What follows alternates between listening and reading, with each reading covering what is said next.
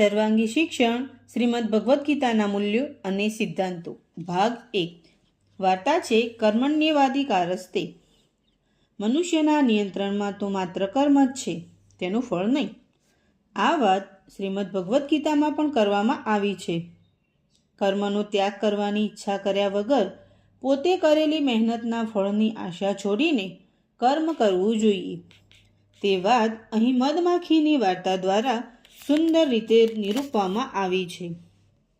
ભલ્લુ રીંછ મધ ખાવાની લાલચે મધમાખીઓની મહેનતની ફળશ્રુતિ સ્વરૂપ મધપૂડાને તોડી નાખે છે, તો પણ તેનાથી વિચલિત થયા વગર મધમાખીઓની રાણી મધ ઉપર અધિકાર જતો કરીને ફરીથી પોતાના કર્મમાં એટલે કે મધપૂડો બનાવવાના કામમાં લાગી જવાની સલાહ પોતાની સાથી મધમાખીઓને આપે છે।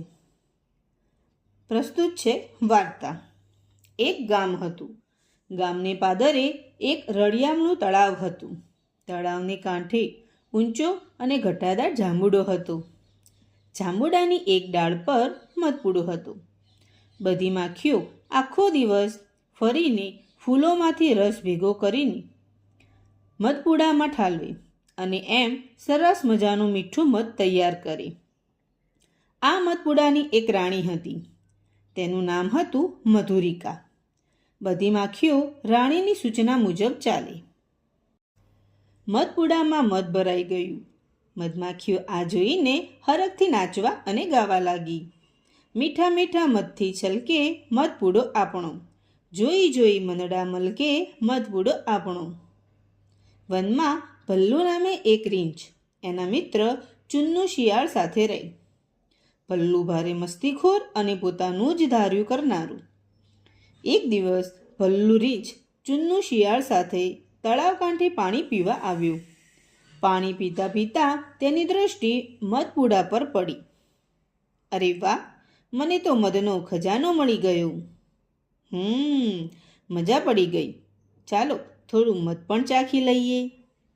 ભલ્લુ મધ ખાવા માટે જાંબુડા તરફ આગળ વધ્યું। ભલ્લુ, તું ક્યાં જાય છે? આમ સામે જો, વૃક્ષ પર મોટો મધપૂડો છે અને એ મધથી છલોછલ ભરેલો। ચાલ આજે તો ઉજાણી કરીએ। ભલ્લુની આ વાત ચુન્નુને ન ગમી। ભલ્લુ, કોઈને પૂછ્યા વિના થોડું ખાઈ લેવાય? તું મધ ખાવા માટે રાણીને પૂછી તો લે।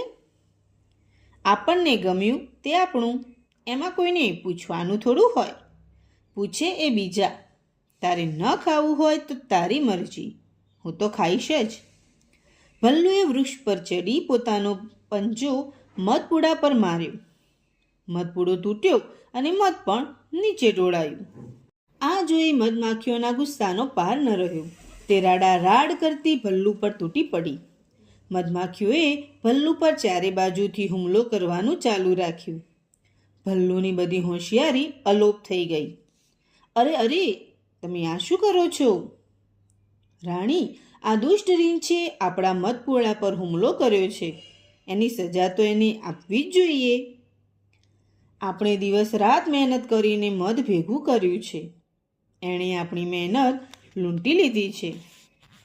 તમારી વાત તો સાચી છે, આણે આપણો મધ ભંડાર તોડી નાખ્યો છે, પણ આપણું મધ એનો ખોરાક પણ છે ને? મધુરિકા રાણી, આપણી તનતોડ મહેનતનું શું?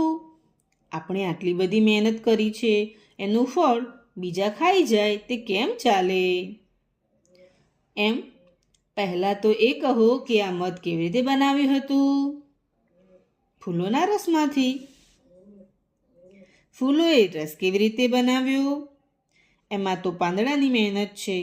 પાંદડાએ મહેનત કરી ખોરાક બનાવીને રસ ફૂલ સુધી પહોંચાડ્યો। તો પછી પાંદડાએ ખોરાક કેવી રીતે બનાવ્યો? સૂરજના પ્રકાશમાંથી। હવે મધુરિકા રાણીએ હસતા હસતા પૂછ્યું, જો પાંદડા કહે કે હું મારો ખોરાક બનાવીશ પણ રસ ફૂલને નહીં આપું, તો ફૂલ શું કરે? જો ફૂલ કહે કે મારો રસ હું જ પી જઈશ, બીજા કોઈને નહીં પીવા દઉં, તો શું આપણે મધ બનાવી શકીએ ખરા? તો ના જ બનાવી શકીએ ને। હવે મધુરિકા રાણીએ ભલ્લુ રીંછ સામે જોઈને ઠપકો આપતા કહ્યું, જો ભાઈ, તારે પણ અમારી જેમ મહેનત કરવાની. બીજાનું નુકસાન કરીને કંઈક પડાવી લેવું તે યોગ્ય નથી. ભલ્લુને પણ પોતાની ભૂલ સમજાઈ અને તેણે સૌની માફી માંગી. પછી મધુરિકા રાણીએ સૌને કહ્યું, મિત્રો, આપણે સૌ એકબીજા સાથે સંકળાયેલા છીએ. જેમ કે પાંદડા ખોરાક બનાવે છે, તે પછી ફૂલ ખીલે છે. ફૂલનો રસ આપણે ચૂસી લાવીએ છીએ ને મધ બનાવીએ છીએ.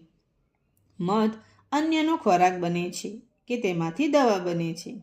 આમ અન્યને ઉપયોગી થતા રહેવું એ જ આપણું ધ્યેય. કર્મ કરતા રહેવું એ જ આપણું લક્ષ્ય. મધુરિકા રાણીએ થોડું મધ ભલ્લુને ખાવા માટે આપ્યું. પછી બધી મધમાખીઓ ફરીથી પોતપોતાના કામમાં લાગી ગઈ અને થોડા સમયમાં તો ફરીથી આખો મધપૂડો તૈયાર.